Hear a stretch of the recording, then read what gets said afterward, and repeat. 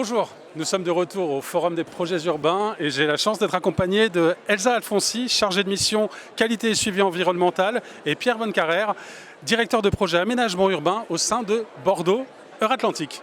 Écoutez, pour démarrer, est-ce que vous pouvez nous présenter en quelques mots Bordeaux Euratlantique, s'il vous plaît? Oui, bien sûr. Donc, Bordeaux Euratlantique, c'est une opération d'intérêt national qui est pilotée par l'État, qui s'occupe du développement urbain en fait sur 3 communes que sont Bordeaux, Floirac et Bègles, et qui va viser à transformer en fait d'anciennes friches industrielles pour en faire des quartiers qui devront à terme accueillir à peu près 50 000 nouveaux habitants et 30 000 emplois.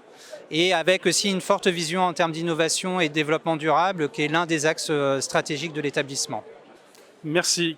Quels sont les enjeux urbains que vous avez identifiés et comment ils s'intègrent, d'après vous, dans une stratégie de développement urbain? Alors les enjeux, ils sont un peu multiples, mais le principal, c'est de venir créer en fait un parc de plus de 14 hectares, un parc d'envergure métropolitaine, donc qui servent à la population locale floracaise ou bordelaise, mais également à la population métropolitaine, avec de vrais enjeux en matière de désartificialisation des sols, puisqu'on est sur des anciennes friches industrielles et ferroviaires.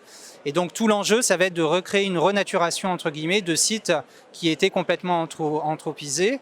Et puis, l'un des enjeux fondamentaux ou fondamentaux que poursuit le projet, c'est aussi de permettre le désenclavement de la commune de Floirac, qui est en fait une commune qui était complètement enclavée entre les infrastructures ferroviaires de la LGV, les infrastructures routières, et de lui redonner à avoir en fait de la visibilité vis-à-vis de la frange de la Garonne et du centre historique de Bordeaux, et donc de chercher en fait cette solidarité un peu intercommunale.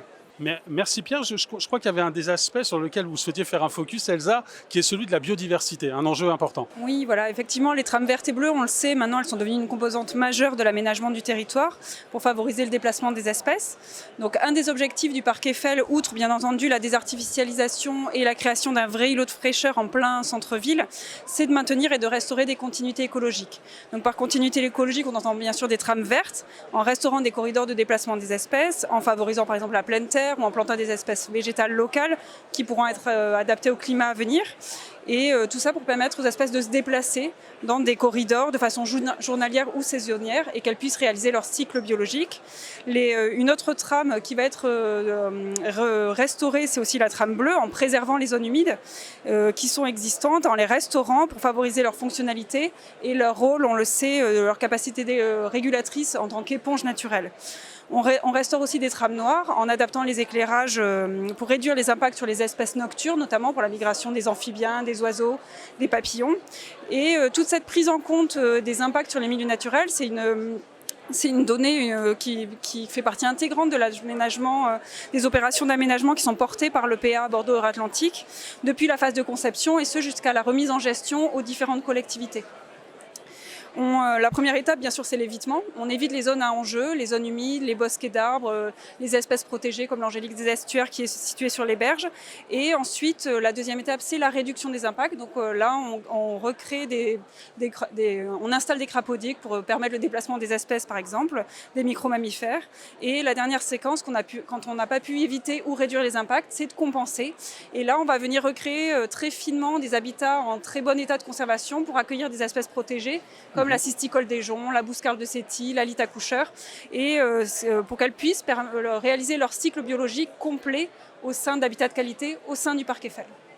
Merci. J'imagine que pour ces projets-là, trouver des partenaires qui travaillent avec vous sur ces sujets transversaux peut être complexe. Comment est-ce que vous les envisagez? Là, je m'adresse à vous deux. Elsa, peut-être pour commencer. Pour commencer, on a un travail très étroit avec les collectivités locales, notamment la métropole, Bordeaux Métropole, qui a une direction de la nature, qui va venir vraiment faire du génie écologique pour suivre la gestion, pour pouvoir avoir une compensation de qualité, avoir un gain écologique sur ces espaces de compensation au sein du parc Eiffel.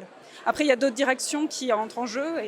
Et typiquement, on a aussi des problématiques, comme on est en bord de Garonne, on va avoir des problématiques importantes sur tout ce qui est risque inondation. Et donc, en fait, le parc Eiffel assure aussi un rôle de gestion de la crue et du débordement de la Garonne. Et donc, on vient créer des ouvrages qui sont dédiés à la gestion de ce risque-là. Et on travaille effectivement main dans la main avec différents services techniques de la métropole, puisque en fait, on va réussir à avoir des ouvrages qui sont complexes, qui vont servir pour la gestion de l'inondation, qui vont servir pour la gestion des espèces naturelles, qui vont servir pour le loisir, le sport, etc.